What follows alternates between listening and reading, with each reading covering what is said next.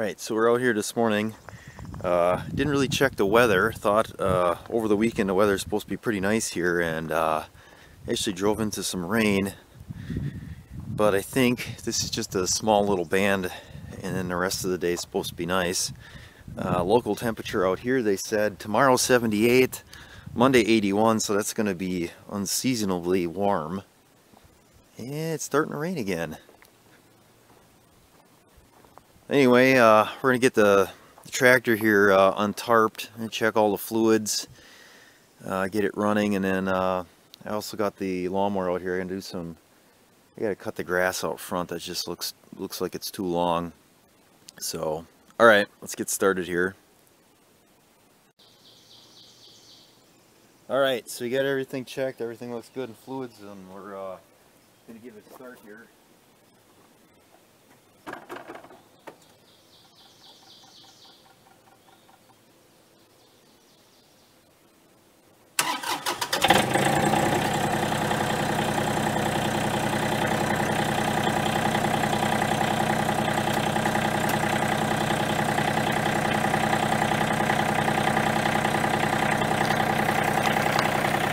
Alright, so everything looks good, starts up good. I just checked it, we got 14 and a half hours on.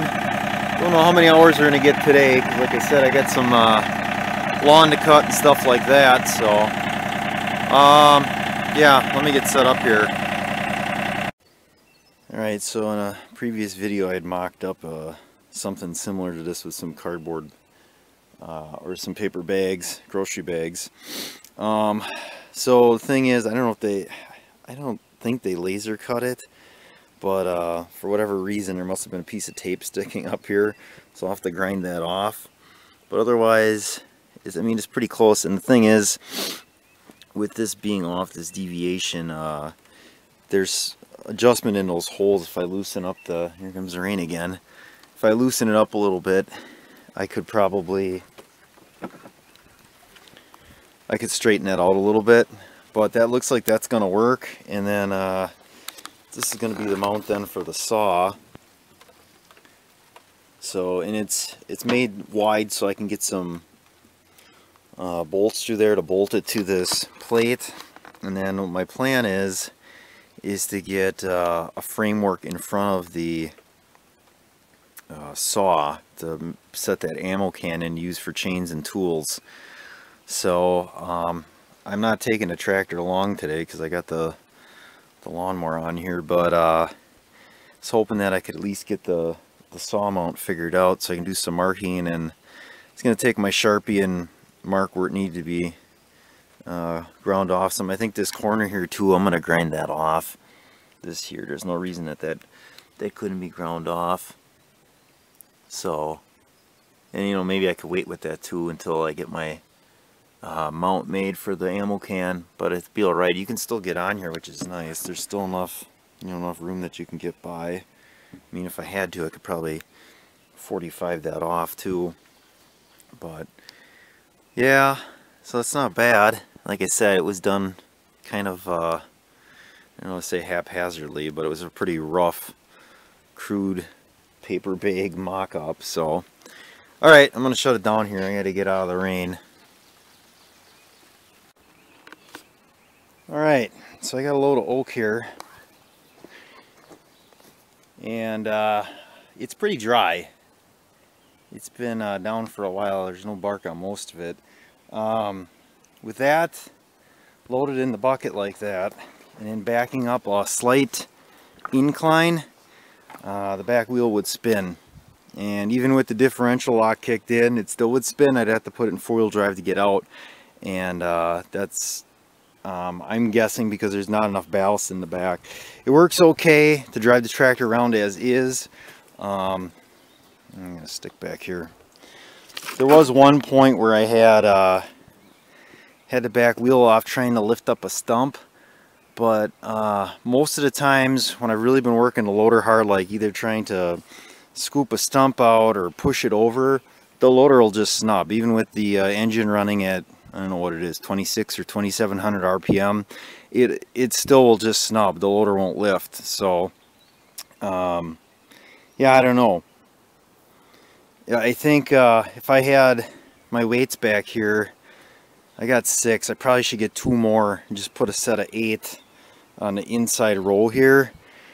Then I probably wouldn't have that issue backing up the way it is. It works fine if you're pulling logs. Like I said, adding that tire ballast to this machine really helps, like, make it feel about right, about what a normal tractor would be without the loader. It kind of compensates for that. But anything then, when you put in the loader, I think you got to add more ballast yet to the back.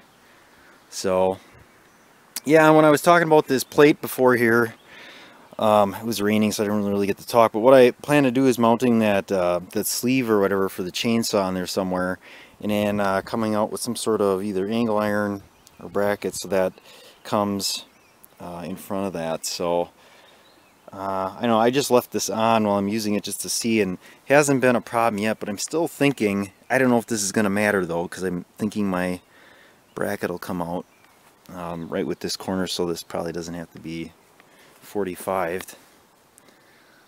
So yeah, I don't know. So in the way of like ballasting the thing, you may need more ballast if you're really loading up the bucket. I would imagine if that bucket was full of sand, there wouldn't be enough ballast with the fluid in the tires by itself. You definitely would need more. But like I said, I think the fluid at least compensates for the fact that you have a loader hanging off the front of the machine, which is nice. So I don't know, I'm just kind of cutting up stuff that's down and out of the way here, and then I don't know, putting it here. I did push some stuff back again, so I don't know, I really don't know what I'm doing here. I'm just cutting stuff up that needs to get cut up. There's no rhyme or reason to it at this point.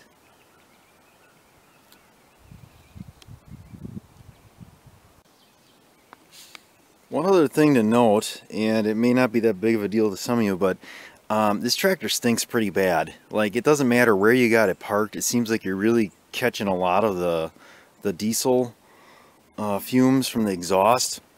And the exhaust comes out the front here, in front of the axle. I don't know if they make a kit where it would come out, you know, above the hood here, like a stack or not. And I don't know if that would help, it might. But I can tell you this way, it's definitely stinky. Like, you smell it a lot. So, I mean, it's not bad. I mean, it makes this thing somewhat manly, I guess, the fact that it does have a diesel engine. But alright, so I'm going to be taking a break here, I think. I got to get that lawn cut, and I got stuff I got to do back at the house, so I'm going to have to probably wrap it up shortly. So I didn't get too much done. That pine that was on the bottom, that was pretty sappy yet, that went down lately. And then these oaks have all been down a while. Some of them are kind of punky. I did get I lifted up quite a big oak, like this size here, round, the entire tree. I got down on the heavy end. The tractor lifted it just fine. It felt light in the back, but the wheels were still on the ground. So I don't know, it's funny, sometimes you can lift up on the joystick and the hydraulics lift up just fine, other times not so much. So I don't know. Oh, one other thing, if you watch any of the Kubota John Deere comparisons, the John Deere always talks about this composite hood and how great it is, and how the Kubota's got the metal and the metal would dent. So here's the thing, idiot me is pushing down I don't know, probably a 4-inch pine that's obviously dead. So I put the bucket up pretty high and I push, and oh yeah, snap right off. Well, it didn't uproot itself like I thought it was going to. So instead, it snapped off, and I had a huge branch come flying down and hit the hood, and it bounced right off the hood. It was just like the comparison. So, and you can't even see a scratch on the hood. And you could see the hood flex. I mean, there's a little rub mark there, but you could see the hood flex in and out. And if they're right, if that was the Kubota, or you did have a metal hood, that would definitely be dented. So, I mean, if you are going to go that road, just be careful with what you're doing. So, I guess that's one advantage, is that composite hood, I guess. Alright, so I'm just finishing up out here. I just leveled out. There's a little pile of sand that was here, dirt, and leveled it out, scooped some of it out and dumped it. I can tell you when a thing is loaded with a bucket, you definitely want more ballast, because it was definitely bouncy. It didn't feel very sure-footed. So, yeah, really not much to show. I mean, pretty much the same as what it's always been. Leaving a little early because, like I said, I have other stuff I got to get done. But, alright, what I'm going to do is, just got done cutting the lawn here. I'm going to take you on a ride down the road here, and I'll show you the property from both sides. Alright, so right here where the grass is cut, that's where it starts. So it's going to be a little loud, probably a lot of wind noise.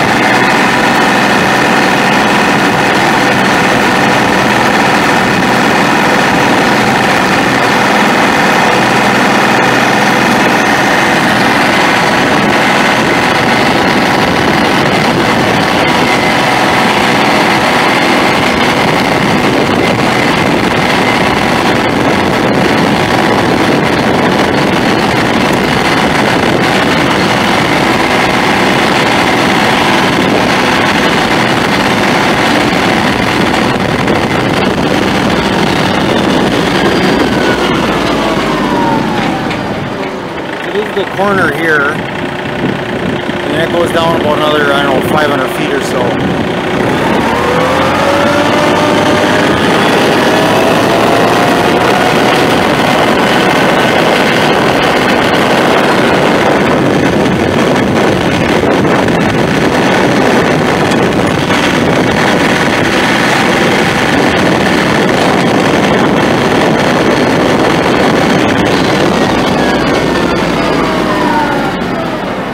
Right here where that orange marker is, that's the back, I guess you could call it, of the lot or the parcel here. You can see there's some pink ribbons further in. Those are marking tapes.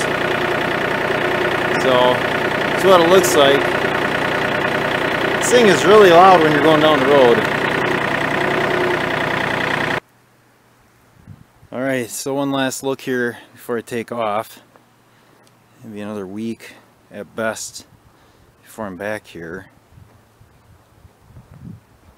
So I think the next time I'm back I might grab the 3025E to see if I can get that mount and everything figured out. I took some measurements, marked a few things on that plate. I don't know if I want to do any drilling or anything until I have the tractor there to make sure. So like I said, it wasn't a big wood making day today. Got a few pieces sliced up there. So yeah, and I got the truck running right now. It's really warm out here. I think they said today's high was upper 70s. So I think tomorrow they said 78 as well. So I definitely got the air conditioning on. It's really warm and almost too warm to do anything.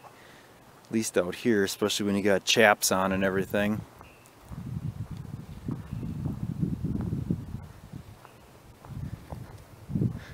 So, alright, well that's it for now.